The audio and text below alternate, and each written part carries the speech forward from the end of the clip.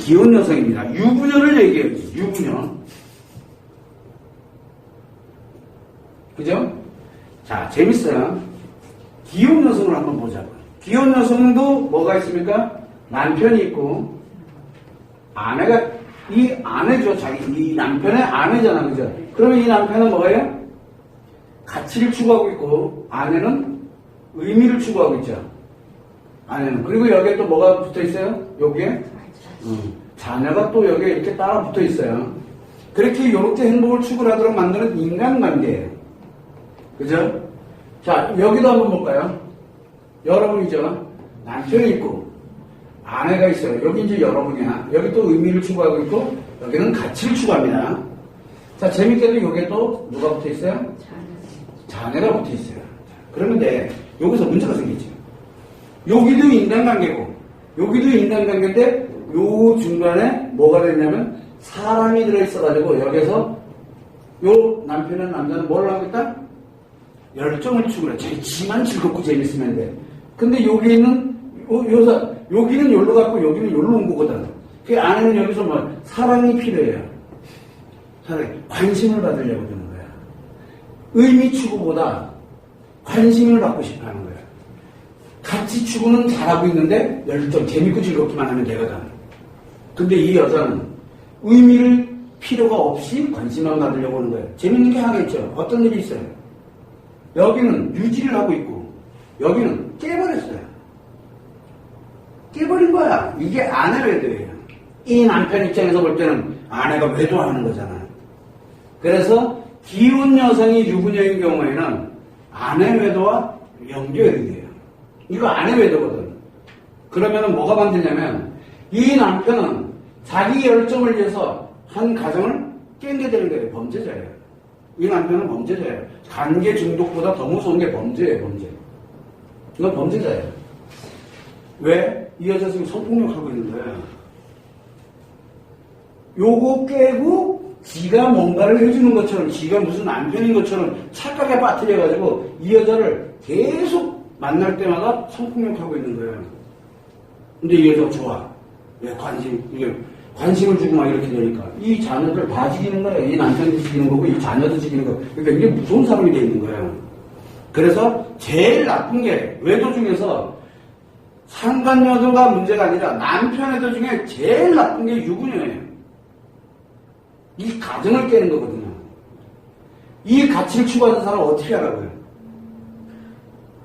이 의미를, 이 여자는 이 남편을 만나기 위해서 이 의미를 까부시고 나서 관심을 받고 있는 거거든요.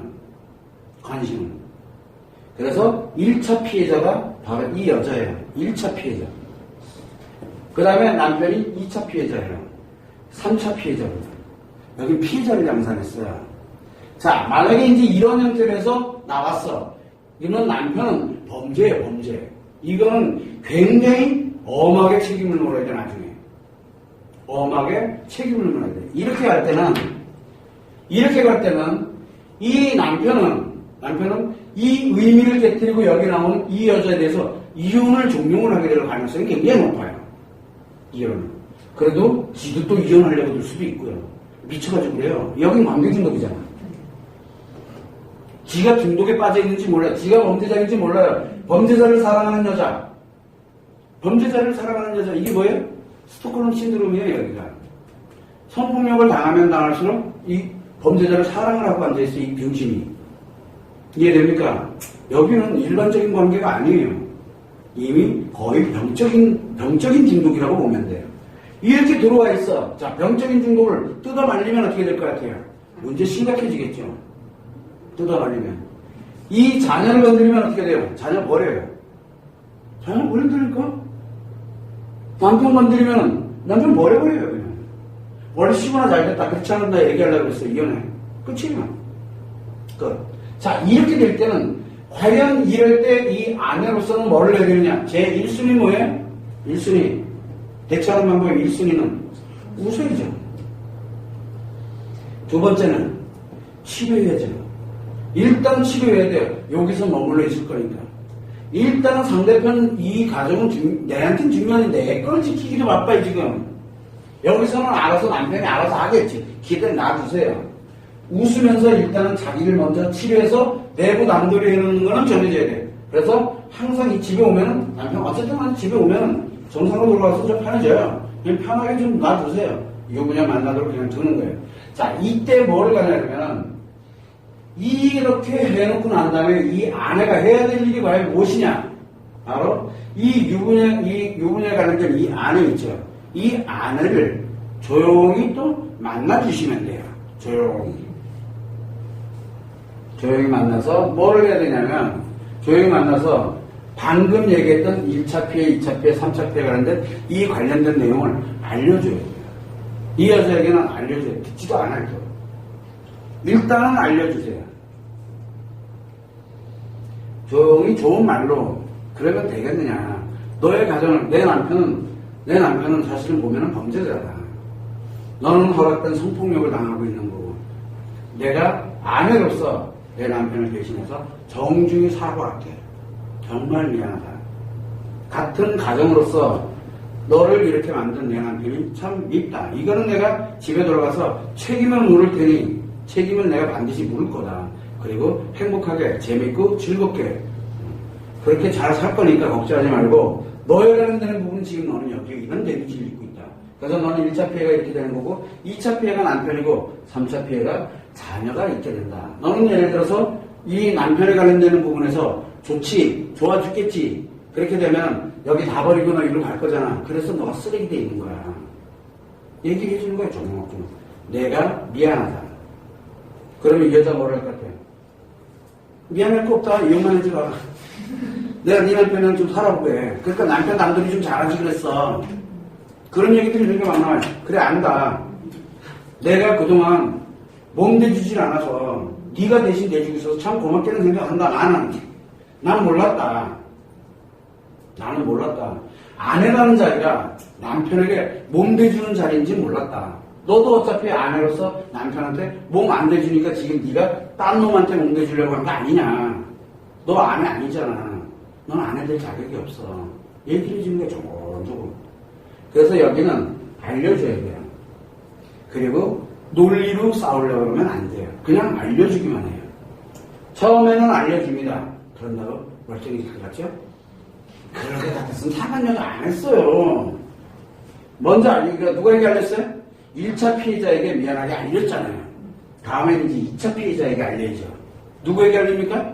남편에게. 그래서 2차 피해자인 남편에게 연락을 해도 뭐라고 합니까? 정말 미안하다. 이때는 재밌게도 내 누군가 한 명을 동행을 해야 돼요. 엄마나 아빠가 사실은 가장 좋아해요. 나를 조건 없이 친구 안 돼요. 조건 없이 목적 없이 나를 보호해줄 수 있는 사람. 누구예요? 내 엄마 아니면 아빠 아니면 내 남동생 아니면 언니 누구든 뭐든 해서 동행을 해야 돼요. 혼자 하면 큰일 납니다. 동행을 해서 이 남편을 만나서 있는 그대를 얘기하고 내가 이 당신의 와이프를 만나서 조용히 이렇게 하기를 내가 얘기하였으나 지금도 계속 지속 중인데 똑같은 얘기를 하는 거예요.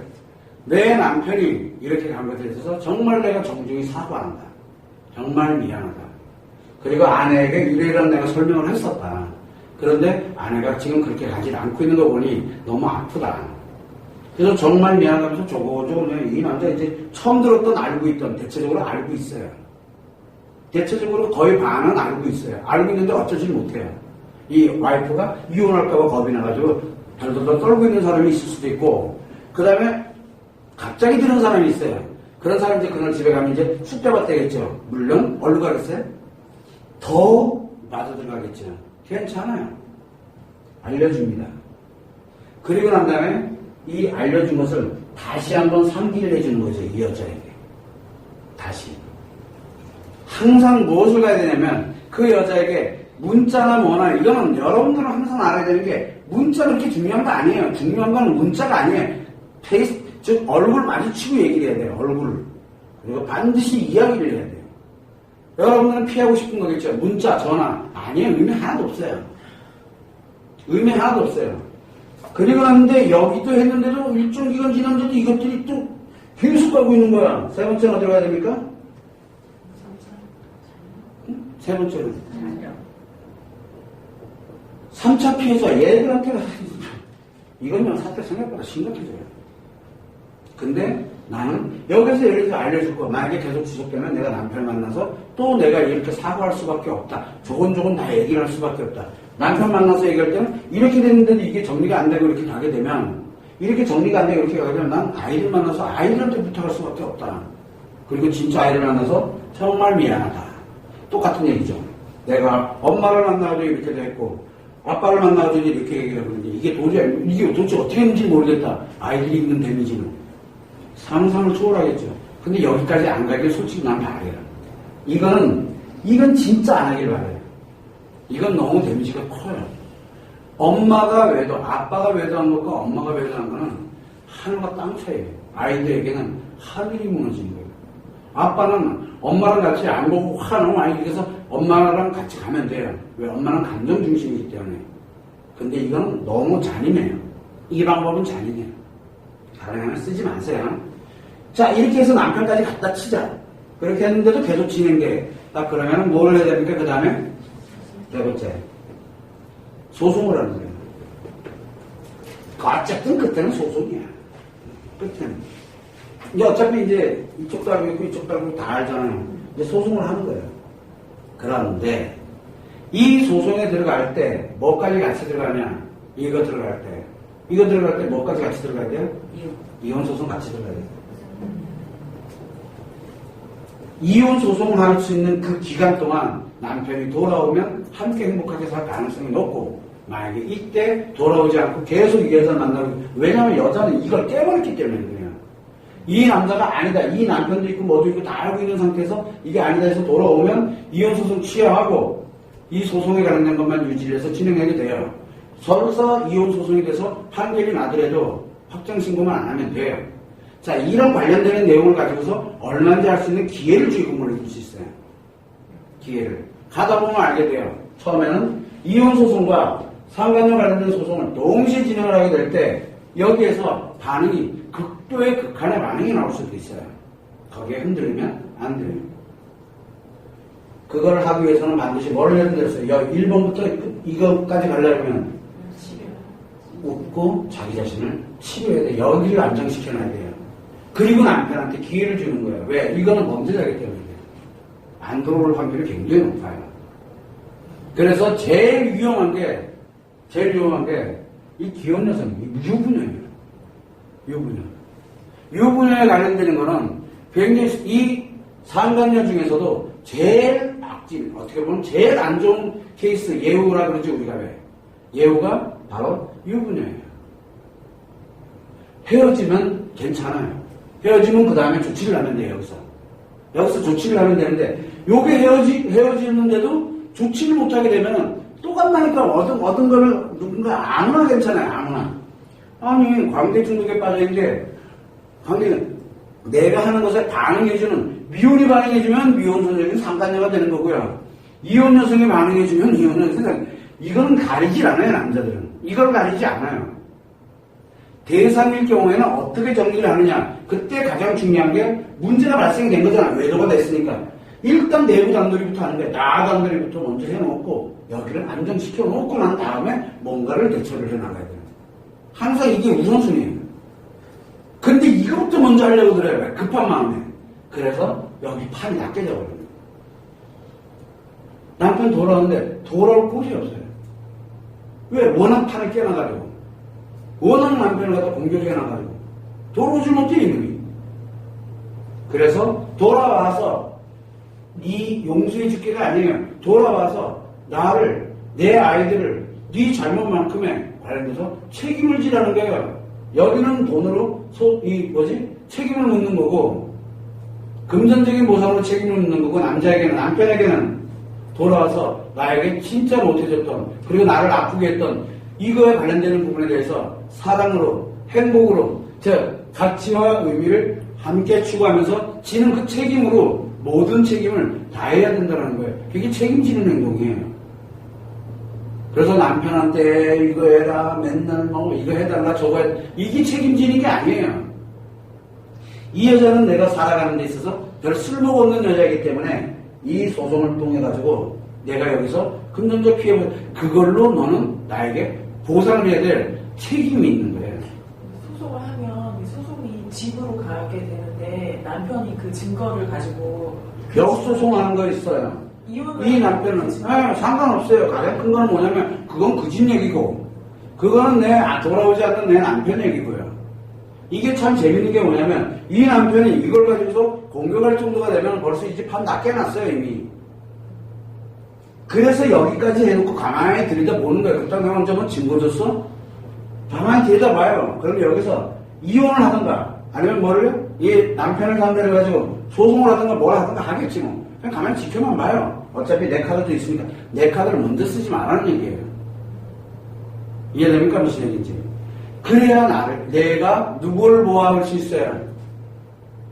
여기를 보호할 수 있어요. 나는 어차피 안 흔들릴 거고 누구를 보호할 수 있어요? 나중에 내 카드로 남편을 보호할 수 있게 돼요. 이 소송이 나중에 이 남편이 준동하고 남편이 난리치는 거를 내 남편을 보호할 비록 범죄자이긴 하나 이놈을 그래도 보호를 해줄 수 있어요. 왜? 내가 그 여자를 공격할 명분이 있기 때문에 그래요. 이해됩니까? 근데 여기가 이혼하는 경우가 있어요. 이혼하는 경우. 여기가 진짜 막 소송 걸고 이혼하고 그래서 이 남편이 이혼하면서 동시에 남편을 소송한 경우가 있어요. 그거는 당해야 돼요. 어쩔 수가 없어요.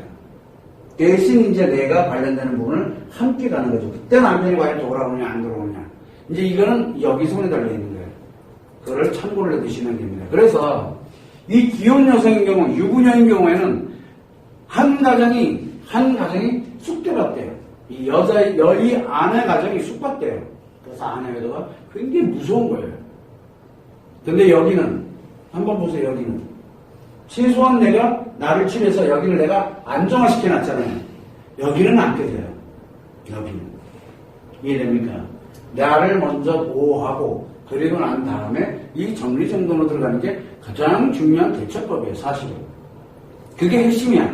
근데 이 사람이 어떤 상황에 처해 있느냐에 따라서 대처하는 방법이 조금 다를 뿐이에요. 그걸 여러분들이 명심을 하고 먼저 아내에게 그 다음에 남편에게 알려주는 거 가능하면 이건 너무 잔인하기 때문에 자녀들은 죄가 없거든요. 죄가 없으니까 그대로 넘어가고 소송 그리고 이혼 소송을 동시에 진행하는 걸로 가야 돼요. 이 정도 가려면 3년 이내만 하면 돼요. 이것도. 그래서 서두르지 마세요. 서두르면 무조건 일을 그르쳐요. 여기 오면 사람들이 선생님 우리 남편은 언제 돌아오나요? 라고 하는 순간 6개월 뒤로 또 한 번 얘기하면 6개월 뒤로 급하면 바로 그렇게 되는 거예요. 급하면 일을 그르쳐요. 차근차근 하나씩 좀 늦으면 어때? 천천히 가는 거예요. 여기가 가장 중요하기 때문에 그래요. 여기가 이쪽을 보호를 해놔야 남편이 그나마 돌아올 수 있는 곳을 만들어 놓을 수 있어요. 돌아올 수 있는 것. 이 여기를 없애버리게 되면 남편이 돌아오질 못해요. 돌아오고 싶어도 못 온다니까. 돌아와서 책임을 지도록 만들어야 되는 게 바로 해야 될 일인 거예요. 돌아와서 책임을 지도록 만들어야죠. 이 여자에 대해서는 당연히 책임지면 되는 거고. 그거를 여러분들이 참고를 하셔가지고 기혼 여성인 경우, 특히 유부녀인 경우에는 이 상간녀들 중에서 남편이 최악에 빠진 거라고 생각하면 돼요. 제일 위험해요. 이혼할 확률도 여기에서 소송을 하고 남편이 돌아오지 않을 확률이 50%예요. 여기는 5대5 게임으로 들어가는 거예요.